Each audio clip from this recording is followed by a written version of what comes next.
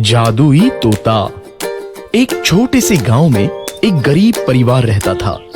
उस परिवार में रामू और उसकी बीवी सीता उसके बेटे चिंटू के साथ रहते थे। उसी गांव में एक तोता भी रहता था। उसका नाम था रघु। वो किस्मत का धनी था। जहां भी जाता वहां किसी भी चीज की कमी नहीं पड़ती थी। एक दिन रघु उड़ते उड़ते उस गरीब परिवार के घर गया। रघु सोचता है, अरे वाह, लगता है यहाँ आज बहुत अच्छा खाना मिलेगा।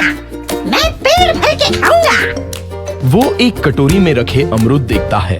अरे वाह, अमरूद, मुझे तो ये बहुत पसंद है। मैं तो इसे पेट भर के खाऊंगा। रघु तोता अमरूद खाने ही लगता है। तभी सीता रघु को अमरूद खाते देखती है तो गुस्सा हो जाती है और उसे वहां से भगा देती है। भाग यहाँ से, न जाने कहां से आ जाते हैं। मैं तो परेशान हो गई उनसे। सीता के भगाने के बाद रघु चुपचाप से एक कोने में रहता है। धीरे धीरे उस परिवार की बरकत होने लगती है। एक दिन रामू और सीता खाना खाते वक्त बातें करते हैं। आजकल हमारी बहुत तरक्की हो रही है, काम भी अच्छा चल रहा है। रामू कहता है।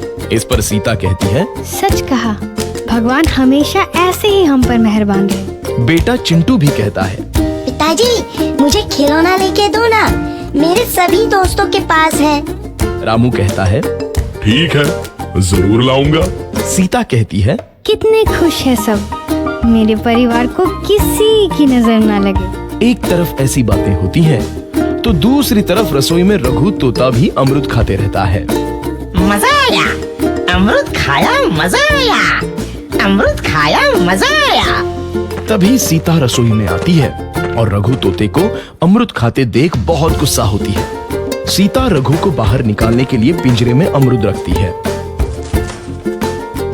रघु जब अमरूद खाने लगता है तो पिंजरे का दरवाजा बंद हो जाता है और वो उसमें फंस जाता है। मुझे बाहर निकालो, मैं यहाँ फंस गया हूँ, मुझे बचाओ। अगले दिन सीता पिंजरा उठाकर बाहर दूर उस रघु को छोड़ देती है। रघु के जाते ही उनके घर आई बरकत धीरे धीरे कम हो जाती है। उन्हें बहुत घाटा होता है। सीता कहती है, ये क्या हो रहा है, अचानक इतना कैसे बदल गया? अभी तक तो सब कुछ अच्छा चल रहा था। रामू कहता है, लगता है भगवान हम पर रूठ गए हैं। चिंटू भी कहता है, लगता है अब मुझे खिलौने भी नहीं मिलेंगे। और वो रोने लगता है और बाहर चला जाता है। कुछ दिन बाद रघु तोता फिर से उस घर में आता है। वापस आया, मैं वापस आया। अब मैं जमकर अमरूद खाऊंगा। रघु सीधा रसोई घर में चला जाता है और अमरूद खाने लगता है। कुछ देर बाद सीता रसोई में आती है और रघु को देख कहती है, एक तो घर में पहले से इतनी दिक्कत चल रही है और ऊपर से ये तोता मुझे और परेशान कर रहा है। सीता रघु को वहाँ से भगा देती है। रघु उड़कर किसी कोने में छुप जाता है। कुछ दिन बाद धीरे धीरे उस घर की बरकत वापस आने लगती है। काम भी अच्छे से चलने लगता है। एक रात जब रघु तोता अमरूद खाने जाता है तो पिंजरे में फंस जाता है। ये लोग आखिर चाहते क्या हैं? एक तोते को शांति से अमरूद खाने क्यों नहीं देते? मैं कौन सा चोरी कर रहा हूँ?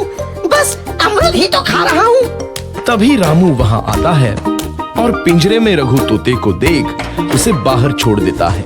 ये तोता भी कितना जिद्दी है, बार बार वापस आ जाता है। जैसे ही रामू रघु को छोड़ देता है, अगले दिन से फिर से उनके घर की बरकत जाने लगती है।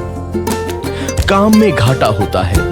किसी को समझ नहीं आ रहा था कि ऐसा क्यों हो रहा है। रघु तोता घर आता है तो अचानक बरकत आती है और जब रघु तोता को बाहर निकालते हैं तो बरकत चली जाती है। एक दिन सीता रघु तोते के घर आने और बाहर जाने की स्थिति पर नजर रखती है। ये तोता जब भी घर आता है तो घर में बरकत आती है और जैसे ही ये घर से बाहर जाता है तो उसी के साथ बरकत भी चली जाती है। कहीं ये जादुई तोता तो नहीं है? अगली बार जब ये तोता घर आएगा मैं इसे कहीं नहीं जाने दूंगी। सीता रघु का बहुत इंतजार करती है, लेकिन रघु तोता दोबारा उस घर में कभी नहीं आता। है।